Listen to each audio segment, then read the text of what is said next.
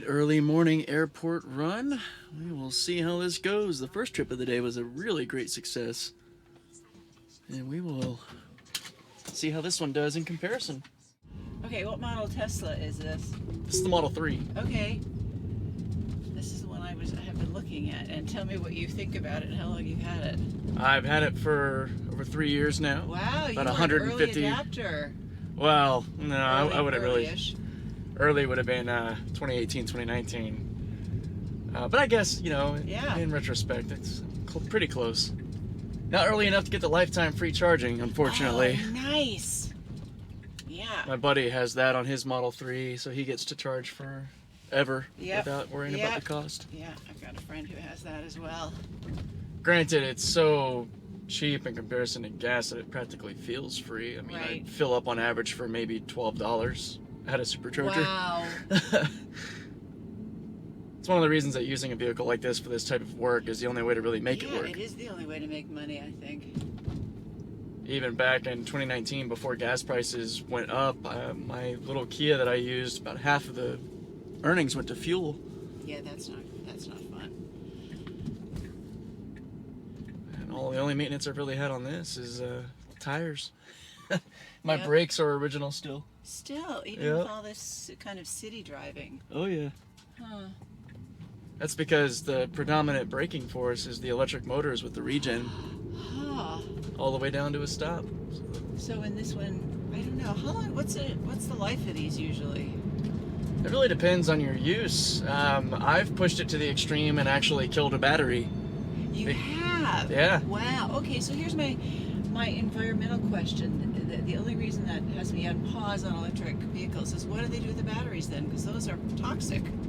Those are not No, good for the world. unfortunately, there's a lot of misleading information in the media about the batteries. They are recyclable up to over 95% of the original source material. Huh. So what do you do with it? What did you do with yours? So mine went back to Tesla to get broken down and reused. Oh. In fact, the battery that I got is a remanufactured battery, not a brand new one. Ah. So they were able to actually utilize some of the parts from my original one. That's an Yeah. interesting cut. That way it brought the cost down of my replacement. And my battery will either get the same treatment and they'll salvage the good cells, Yeah. or it'll go into its next state of life, which would be in stationary storage, kind of like home batteries or big mega pack batteries. And then once that life is used up, which could be well over a decade plus, probably several decades, it would then go into the recycling step. And I don't know, have you heard of redwood materials? No. So one of the original guys that was there at the beginning with Elon, with Tesla, J.B. Straubel, he actually left Tesla a couple of years back and started Redwood Materials. Yeah. He was the battery guy at Tesla. He was the one responsible for early battery chemistry and efficiencies, and he knew, and he's been warning for a long time, that the lack of batteries will be a problem. The lack of them. The lack of them and the need to be able to recycle.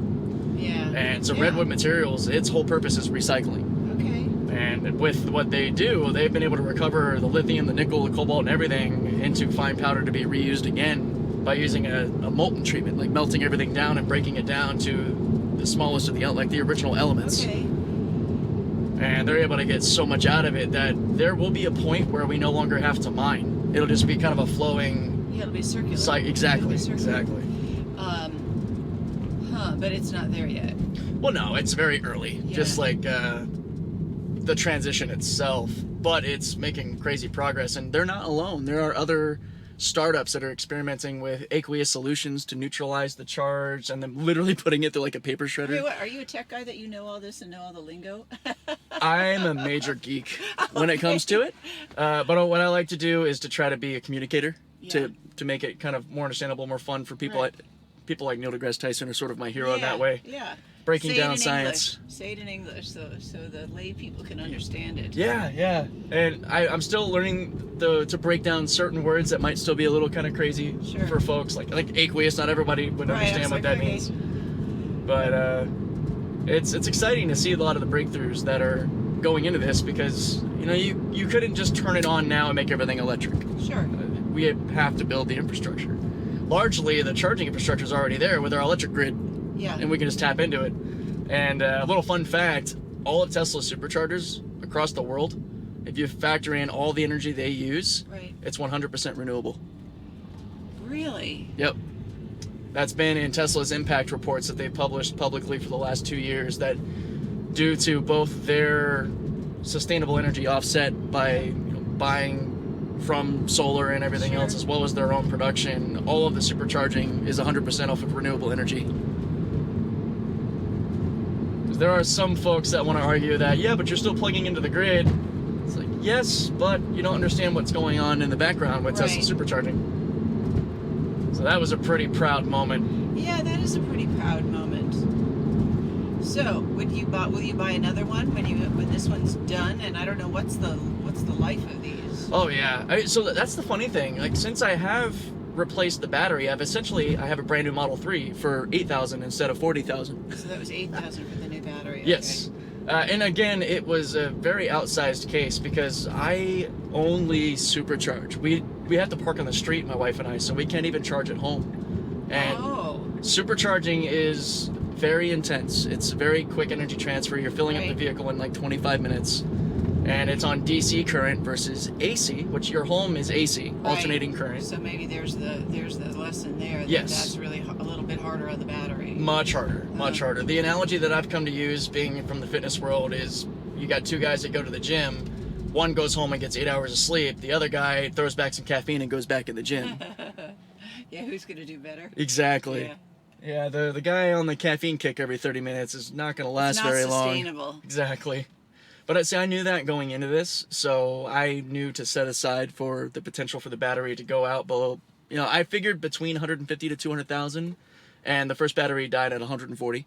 Okay. So pretty close. And a lot of the people that I've talked to, they're like, yeah, that actually matches the cycle life. Huh. If you think about 2.5 years of 2 to 3 times a day supercharging. It's insane. Yep. Tesla even told me that had I been able to plug in overnight, that my battery would have probably lasted a lot longer, even with the supercharging I did on top of that. Right. Just getting a little bit of the AC charging would have helped. But now they've made their change in their battery chemistry to where the newer Model 3s, they have a lithium iron chemistry, and the iron is a lot more durable. You can charge it up to 100% without worrying about it degrading the battery. Get a lot more cycle life out of it. And it's no rare earth metals, which is better for sustainability. Keeping us out of the Republic of Congo and the cobalt mines. Yep. Yeah, sorry, once I start talking, I can go forever. It's good. It's I have been looking at them and, going, okay, it's getting to be about time. Yeah, I can speak to the reliability, the durability. I mean, this vehicle has been run like a bus, like a commercial vehicle with probably 40,000 people in and out of it, and the interior is all original. Yeah. Well, minus me changing the steering wheel. Yeah. Little cosmetic things. Right. But it holds up remarkably well. Yeah, it's got decent back seat room. Yeah, when you don't have an engine or transmission, you get a lot more cabin space. Huh. I get a lot of really large men that are surprised they fit so well. Yeah, there's not a lot of trunk space. There's quite a bit, actually. Really? Oh, yeah. You can fit 2 massive airport bags back there, plus you have front trunk. Okay, but see, I'm driving an Acura MDX, so... Well, yeah. You would want to... But still, I looked at yours when you opened, I go, oh, this is why it's like, So you would be looking at the Model Y.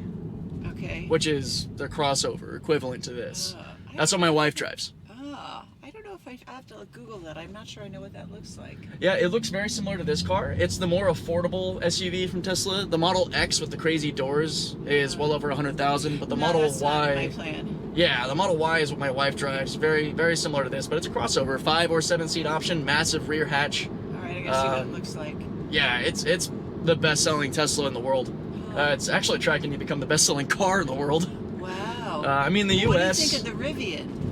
I like it. I am a big fan of Rivian. They are very early days in their production, though they've been around about as long as Tesla has. Yeah, they've just been slower to ramp up, and man, the demand far exceeds the availability on those. I have a friend who's getting one in a month or two, and he's been on a list for like 3 years. Oh yeah, yeah, and they've definitely been experiencing all the teething issues that come with the new product through battery software issues with the tonneau cover and how it actuates. But the product as it stands, both the SUV and the truck, the R1T and R1S, I'm a huge fan. I love them both. They have really good performance. They look great. And as long as they can stay afloat. Boxy-ish looking, but... Well, yeah, you know, in true truck and SUV fashion, you know, they went for the, I would say, medium truck market and the more traditional, like, 4Runner style boxy SUV, which they're the first one really on the market in that sense. All the other electric SUVs are really the crossovers, CUVs, which is the most popular vehicle model in the country. Everybody loves their crossovers. Yep. But I'm a fan. I hope they make it. They've got deep pockets through their sugar daddy too, Amazon. So yep. I think they'll be okay. They're sort of spreading themselves a bit thin by trying to do too much at once, in my opinion, between the truck, the SUV, and the Amazon delivery van. And I don't know. It's a good way to run out of money. And there's another recent player, and I forgot the name. I think it's a Vietnamese company. What are they called? VinFast. Oh, I have heard of that. That's who it is. I was like, okay, I know this. Yeah. I've only heard the name though. I have zero knowledge on the actual products. Okay, I got one on you, electric car guy. Yeah, you did. You did. That's a very rare occurrence. VinFast. VinFast. I'm gonna have to do a little research. Yeah, VINFAST. Yep. I credit to the name. It's catchy. Yeah, it easy is to catchy. remember. The second you said, I know I heard it before. I've just never actually dove into what they're about. Yeah, what they're all about. There are so many entrants in the electric space with unique vehicles all over. Like out here, even in San Diego, we have Aptera, which is a little three-wheeled vehicle that'll have like 1,000 miles of range with its solar capability. And it's a cool little vehicle. Looks like a little bird without wings, which is actually where the name comes from. Except it would be pronounced accurately as Atera instead of Aptera. Right. I like my Acura a lot. That has been a really good, really reliable car, and I know they're getting more into the electric space as well. Hopefully not too little too late. They are a really good, strong brand with great designs, but companies like Toyota, for example, they just got rid of their dumb CEO that's been on almost the flat earth level of logic saying that EVs don't make sense. Right, until they finally got him out of there. And they just looked at there you go, calm down. Making sure this gets all the way over before, there we go, very good. But yeah, they just in the last couple months broke down the Model Y to look at it and found it to be engineering genius, and it's been out since 2020. Oh, isn't that interesting? And they're just now starting to pump out some real full electric plans, not this hydrogen crap or hybrid focus. Right. But there's been a great analogy when it comes to legacy auto, is that they're not little nimble speedboats like startups. They're big, massive tanker ships that take a very long time to turn around. They turn slowly. Yeah. And Toyota might be too far inland to be able to make that turn. But we'll see. The only reason I say I'm not sure, I wouldn't count them out, because they have such a good reputation that I think people, will look at them once they're really in, because they're Toyota. That would benefit them if they're able to survive long enough for that to matter. So having a reputation won't be enough to keep their coffers full of money before they've run out trying to transition their technology. So what a lot of legacy auto is realizing is that you can't take the production line you use to make your Corolla and make the e-Corolla. Right. It's a completely different technology. Factory, yeah. And it's Ford is a great example that they've split their business from Ford into Ford Blue and Model E. So you actually have an electric Ford company now under the Model E logo. And they're leveraging their profits from their Ford Blue to cover their negative 40% margins on their electric side to try to get profitable, and they don't think they will be until late 2026. And they went all in with their F-150 and Mustang a couple of years ago. Right. And so and they might be one of the few, they might end up buying out the other American companies like GM and such that are still, I don't know, not serious enough is the nicer way to put it. Yeah. Companies like Kia and Hyundai, they stepped up early China is ready to take over the world in EVs. They've got a lot of great products, and similar to how the Japanese industry took over the car space in the 80s, China's poised to do the same thing to us now. There are some experts that think it'll be, you know, maybe companies like Rivian will be around, but like Tesla, Ford, and then China. Yeah, well. And I don't know. It'd be really weird to see companies that we've known for so long not be there anymore. It won't happen overnight. I hope that Toyota turns around. I don't wish them any ill will. I'm glad that they got rid of Akio Toyota and they can make it happen. Volkswagen went through a similar thing, but in reverse. They got rid of their electric guy. Herbert Diess, their CEO. Okay, you really know it. You're like a deep dive into this. Yeah, You're not just like, you know, broad and shallow. I appreciate it, yeah. I'll attribute that to a lot of conversations with a lot of people over the last couple of years, too, on top of my own interests. Because, well, like when you brought up VinFast, when something comes up that I don't know, I want to know it. Yeah. And I want to be informed. That way, the next time someone brings it up, I can be like, Do you write a blog or anything about this? I've got a YouTube channel. Okay. More focused on Tesla's self-driving, but it also has a lot of these conversations. Yeah, because I think at the point we're at in electric cars, to have someone who is not affiliated with any particular car company kind of distill down the pluses and minuses of different vehicles and what they're doing, and like you're talking about how, you know, the charging stations are, you know, environmentally friendly, and that they're working toward the batteries kind of being circular in their use and recycling. I think that's maybe I just don't read enough of that, but I don't know that that's common knowledge. Oh no, it's not, unfortunately, because and this always, even to me, the skeptical mind I am, sounds conspiratorial, but this is true, that because Tesla does not advertise and it pays no ad revenue at all to the media, there's no incentive to have any integrity toward Tesla. Right. And anytime you hear about Tesla in the media or about electric vehicles, typically it's in the bias of the ICE industry, where you'll hear things like it takes 4 hours to charge your EV, or they're more polluting than gas cars. And that is unfortunately the common knowledge. Right. As misdirected as it is, or misguided as it is. And it's not really the fault of the populace, it's the fault of our reporting agencies, which is really tragic. I think there's a place in the you know, social media news marketplace for somebody to talk about this in a broader perspective. That's one thing that I've prided myself on, in being as objective and factual as I can be while breaking things down, and also not being, and I've said it to many people, that I'm not like a Tesla ride or die cult member type of person.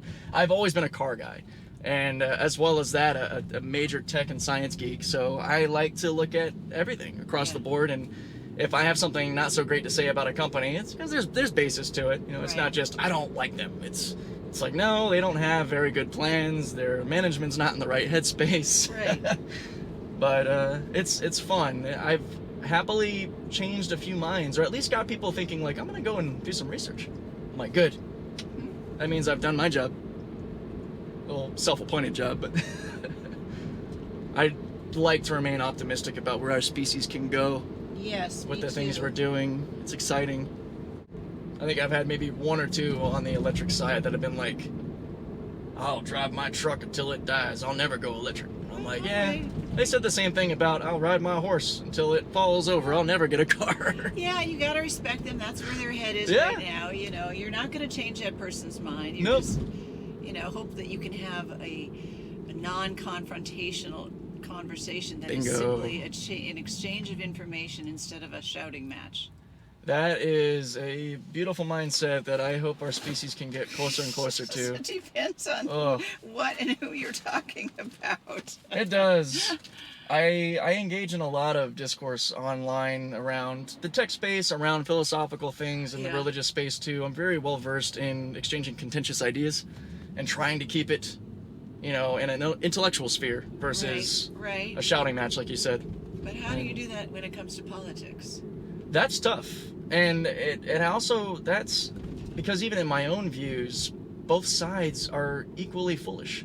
And I've for quite a few years now, I've identified as a centrist in my viewpoint, following a lot of good, like social media in the sense of YouTube with podcasts like the All In Pod and such, where, you know, they'll have 4 guys and, you know, they're on different sides of the spectrum in one way or another, and they'll check each other and talk about the real issues and the solutions.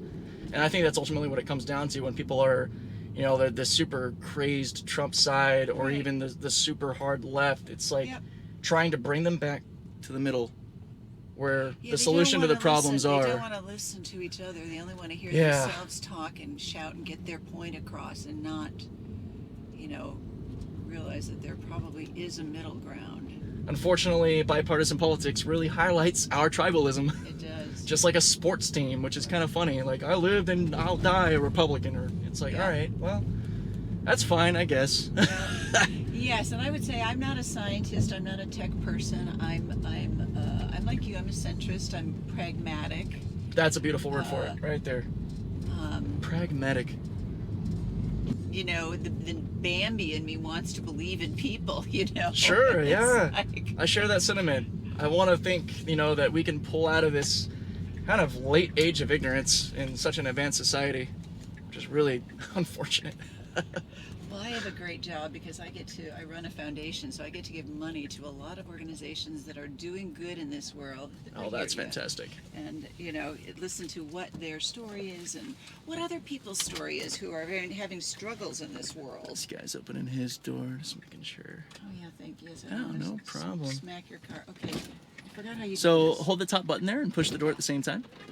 You're good, you just gotta push it out, yeah. All right, I keep doing that. So. Oh no, it's fine.